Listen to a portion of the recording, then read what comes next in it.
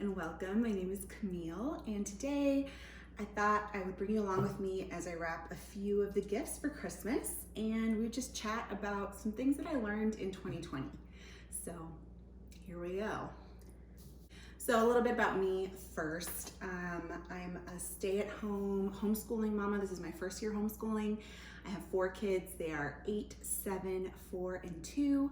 The last ones are almost 5 and 3. They will be next month. And I'm 34 weeks pregnant, 34 weeks pregnant today. So let's get started. I'm trying this year to be a little bit better about wrapping and like being prepared for Christmas ahead of time because I'm still pregnant and I don't want to be up till 1 in the morning on Christmas Eve like I always am wrapping. So not that that's horrible. If that's you, then it's gonna be okay. It's okay if you're up late on Christmas Eve. It'll be fine. Take a nap on Christmas Day, hopefully. So yeah, I just wanted to chat a little bit about some things that I learned in 2020 that like I knew, but were just so much more cemented for me this year. Wild and crazy year that it was, but I learned a lot, and I'm sure we all did. So, yeah. Oh, and I'm so happy that Polly Pockets are back. They're just so cool, so fun. I know my girls are gonna love them as much as I did. So the first thing that I learned was that I can do homeschool. That was the first thing I learned because I've always been I've always felt called or led to do it. Since my oldest was going into kindergarten even, I felt sort of an urge to do it, but I was afraid. I didn't think that I would be good enough to teach him. I was afraid of what other people would think of me, if I'm honest. Yeah, it was just all fear. What am I even doing? What am I doing? Guys, I'm distracted because I'm talking to you. It's gonna be fine. Anyway, I didn't think I'd be good enough. I didn't think that I had all the skills and stuff. And whenever I would sort of kind of start to research it a little bit, I would just get overwhelmed and give up. So I just didn't do it. But then, you know, in March, when the kids started their longest spring break ever, the teachers obviously had to send us things. They did their best. They did awesome. I'm just amazed by all teachers. This year, you teachers deserve so much. But anyways, you know, it kind of forced me to realize that I can do this. It kind of forced me to realize that. And then I also was like, you know what, if I can do this, I want to do this. I want to make sure my kids have consistency in this upcoming school year. And I want to do it. I want to go all in. And this is the year to try it if there ever was one. So I did. And I'm so glad I did because I love it. I love the freedom that it offers our family. And I've just been really loving everything about it. Our family culture this year has just really blossomed. It's gotten so much better.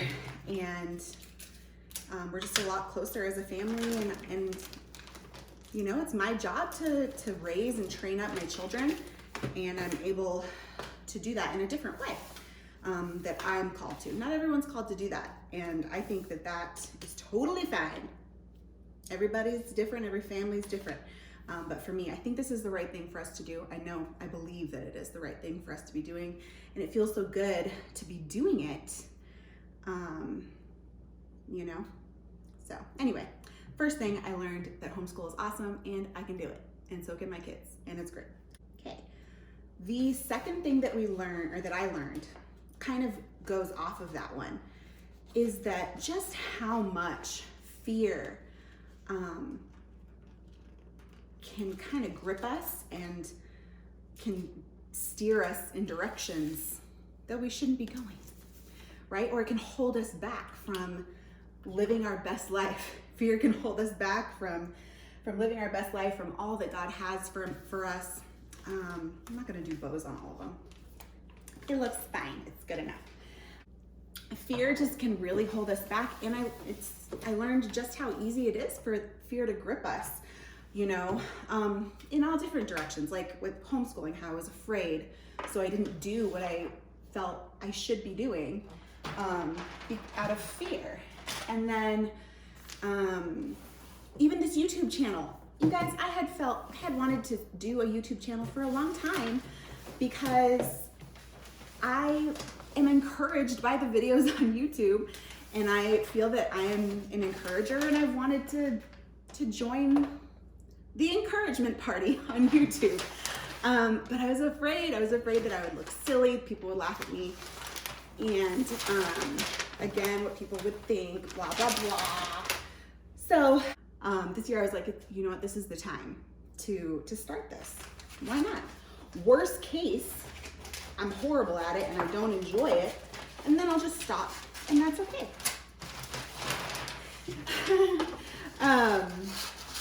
But I'm so glad that I started it, because this is hard to do. I know how to do this, I just don't want to stand up. Anyway, it's all gonna be fine. The gifts will be wrapped. So, what did I do here? So, I'm glad that I started this. And so you just gotta you have to do things afraid. You have to step out in faith and get in your word and start to combat fear. Fear for your health, fear for your finances, fear for all of those things. And those could stem from logical, reasonable concerns, but we're not going to be so gripped by those that it's fear that is paralyzing us and keeping us from doing what needs to be done, and from taking a few risks. Like this YouTube channel wasn't exactly a huge risk, but a little bit, and I'm glad that I overcame the fear to start it, because I'm really enjoying it. So, but yeah, fear is probably one of our worst enemies. It's probably one of the enemy's favorite playgrounds in our minds. So we have to overcome our fears, to just do it afraid, right? Just do it afraid, and use wisdom. Seek God. Seek God. Don't let fear be the end of the story, right? There's more from there. And the Holy Spirit will guide us, and the Word will guide us. So when we encounter fear, we don't just give up and say, oh, I'm afraid, that's it, over. There's no more to the story. No, when we encounter fear, we combat it. We deal with it. We get to the bottom of it, okay? The next thing that I learned was that relationships take work. Relationships take work. Obviously, I've known that. I've been married almost 10 years. We have 4, almost 5 kids. I have lots of friends. We've been involved in ministry for our entire marriage. I've been involved in ministry for many years, even before that. I have friendships. I have family members that I love and am, you know, in relationship with and stuff. So, but the reason I really realized this was because for a long time, the busyness of our lives, like my husband and I were in full-time ministry for a while, the busyness of our lives can hide the issues in our relationships, in every relationship, with family members, friends, spouses, kids, ourselves, our relationships with God. The busyness of our lives can just kind of mask over that, and we were forced to slow down and get to the very minimum of activity. In some ways it was a little bit busier, obviously, but it was different. It shook everything up, right? And everything that can be shaken will be shaken, won't it? So that definitely happened this year. We've been loving Mandalorian. It's such a good family movie, and all of my kids like it. Even my almost 3-year-old will sit and watch it. Anyway, detour. So this has really shown me areas that I needed to put in some work in my relationship with Jesus, my relationship with my family. It kind of showed me like, oh, I've kind of neglected this, you know? I've neglected the richest parts of it, the deepest parts. It's all been kind of covered up with busyness and things that are good, but just I never realized how out of balance things were. And so as a result, we've had, like with my husband, for example, we've had some conversations that were kind of uncomfortable. Oh, it's fine. It's for a child. They don't care.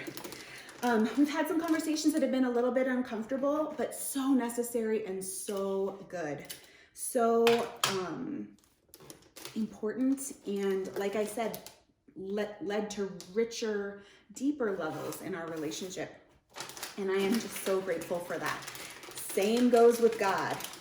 I don't know about you, but I can tend to avoid him sometimes when I don't want him to do hard work on me, when I'm afraid of him really getting to the heart of issues that I might be dealing with. So I realized I was neglecting that relationship too, and was able to really contend for my closeness with the Lord and press into that. Same thing goes with my kids. I love my kids. I am a stay-at-home mom.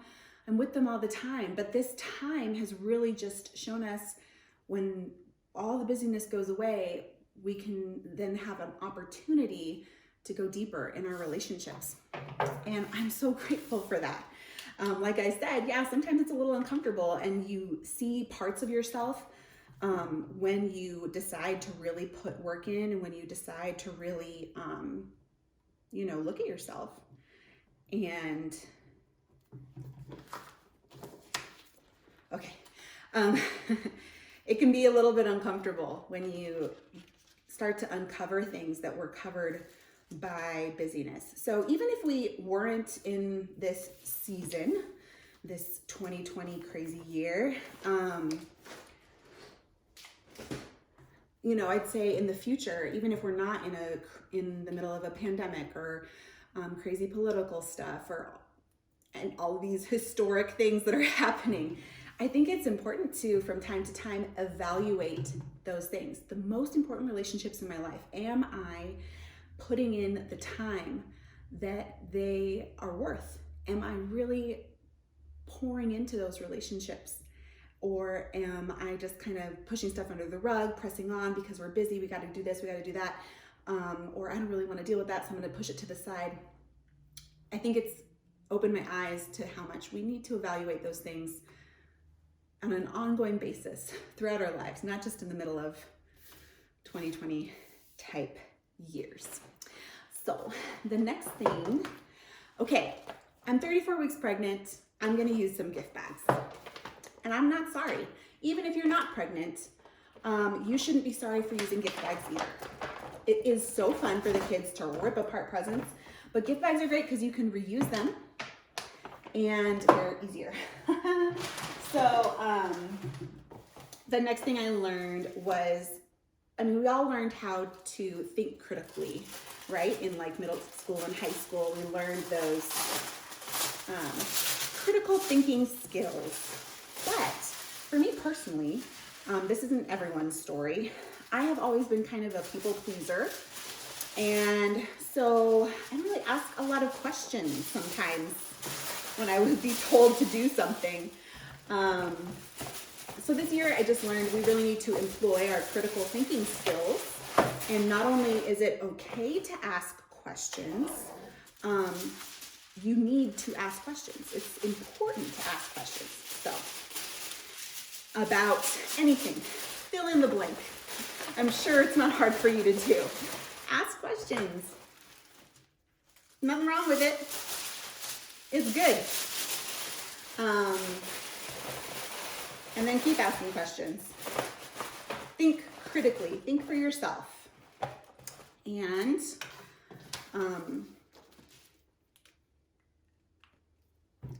that's all I have to say about that one. The next one is and I think this is probably the most important one, kind of goes back to the whole relationship thing of really contending for our relationships, is the most important relationship, the one with God. What was this again? Okay. It is that we need to learn to feed ourselves spiritually. I think that this year really showed all of us how much we've been dependent on other people. And we're not an island, okay? We're supposed to be together, living together. When one is low, we lift them up. That's important. Community is so important. Biblically, super important. I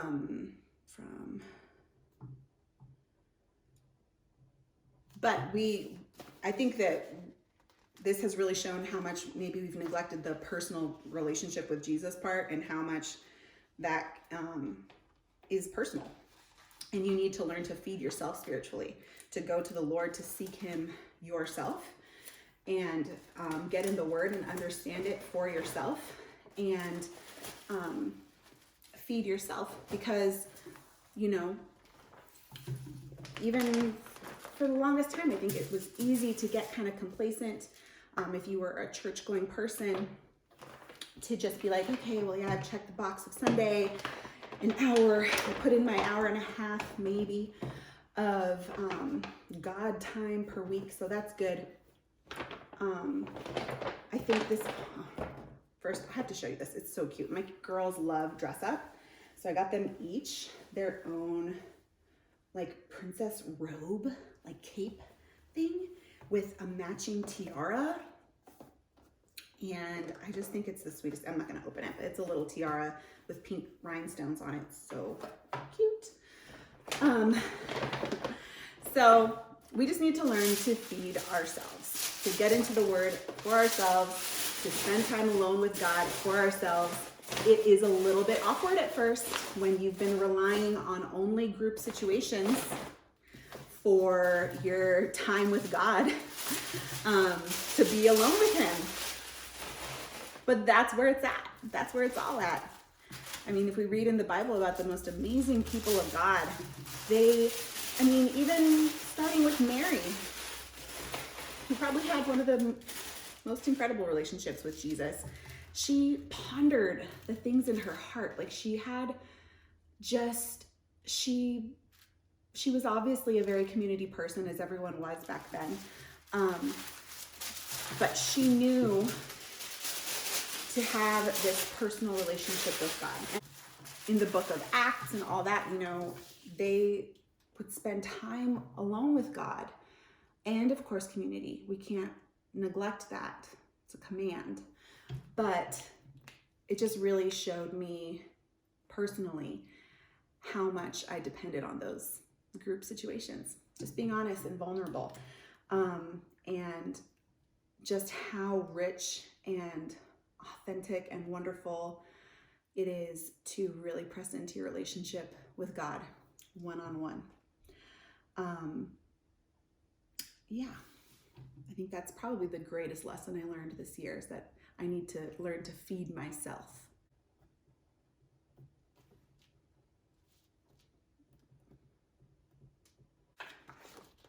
So, all that to say, it's just so important for us to learn to really feed ourselves spiritually, one-on-one with God.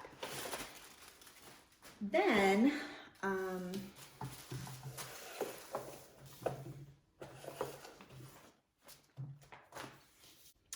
so those are just a few things that I learned this year.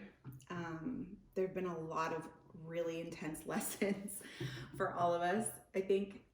But those are just a few that I wanted to share with you. Please share some things that you've learned down in the comments if you'd like to. I think this year has been full of learning opportunities, if you want to look at it from the bright side, right? It's been, in a lot of ways, obviously I know that this has been a horrific year for so many people. In a lot of ways for our family, there's been a lot of blessings, not easily coming ones though. You have to contend. I don't know. Anyway, so this those are just a few things that I learned. Hope that encouraged you. And 2020 isn't over yet. There's still more to learn yet. I hope you have a very Merry Christmas. Maybe I'll do another video before then, but I'm not entirely sure. So this is going to be the last gift I wrap for now. I have a few more to do, but I have to go to my 34-week checkup for the baby. And just one of those days that I didn't have the kids and I'm running around doing stuff. Oh, I should also mention that this is not my house. This is my mother-in-law's house where I stashed all my gifts this year. She was so nice to let me use her house to stash all my gifts because they were just like overwhelming my bedroom. And because I'm also, you know, getting ready for the new baby and have a bunch of baby stuff in there. And okay. And so it was just overwhelming. So I brought everything here. This is like my stash house, my safe house for my gifts. So that was really nice of her. But hey, whether this was a really hard year for you, or maybe you had some silver lining stuff happen this year for you like I did, I would just encourage you to look back on it and try to see what are some things that you learned about yourself, about others, about the world, about God.